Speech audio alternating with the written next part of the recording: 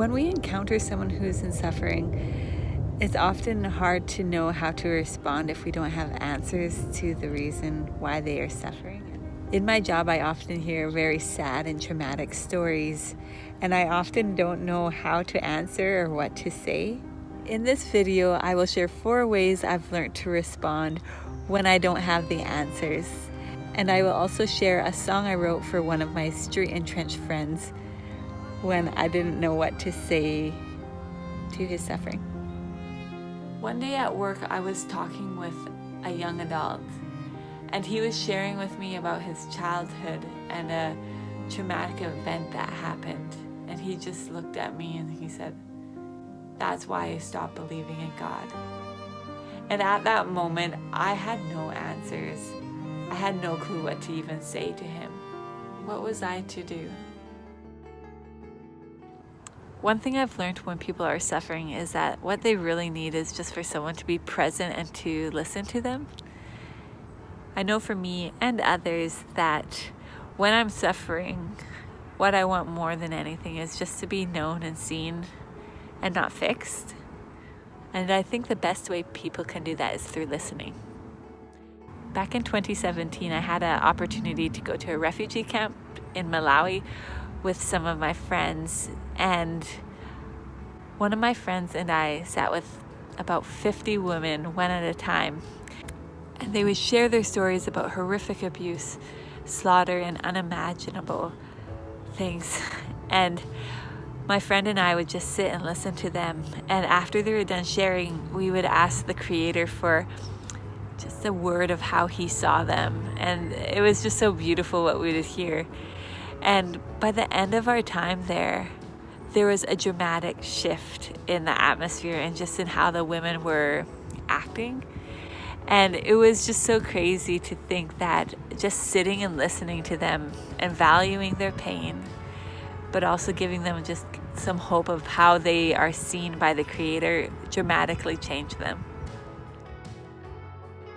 Another thing we can do when we don't know how to respond to someone's suffering is just to validate their pain and value it.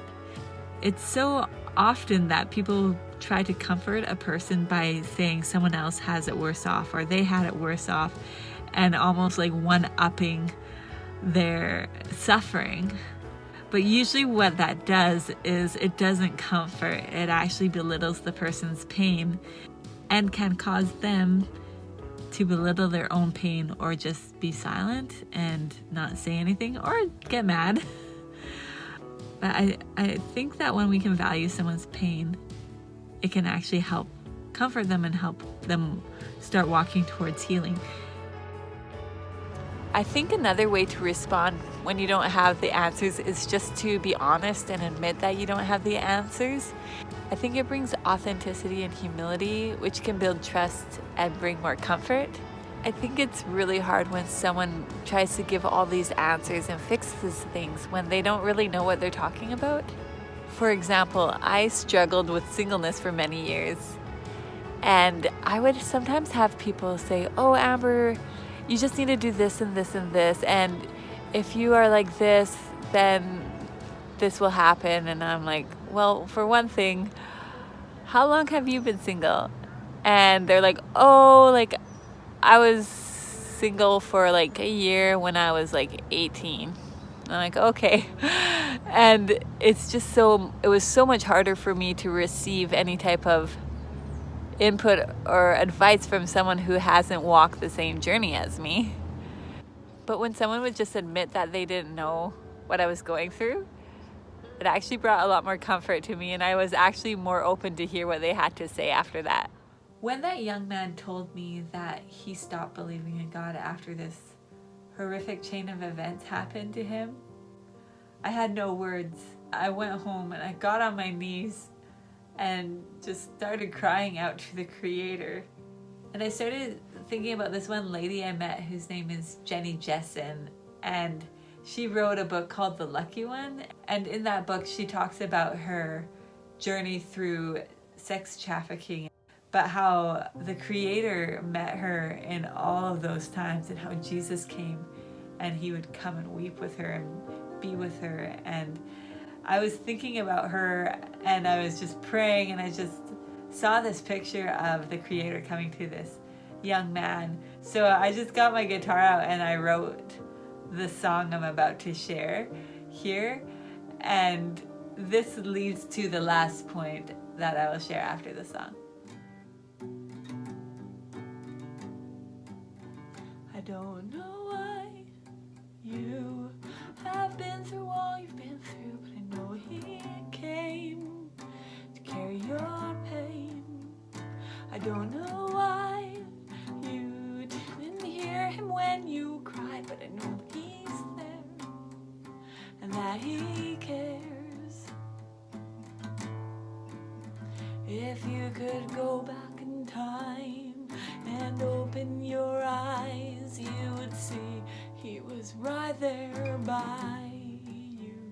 If you could go back in time and open your eyes, you would see He was right beside you. If you could go back in time and open your eyes, you would see He was weeping for you. You would see He was bleeding for you.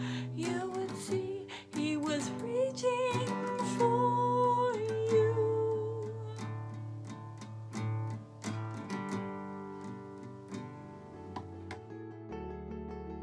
We need to walk towards people in their suffering and find ways to bring them hope. So this was my attempt with this young man, to try to give him a little bit of hope in his suffering. I can only give hope from where I've found hope, and I have found hope in the Creator and how He's walked with me through my own suffering. So that's what this song was about. So what about you? Is there someone in your life who is suffering and needs hope? So how can we bring that to them? If you're wondering about what some practical steps to giving hope are, you can watch this video.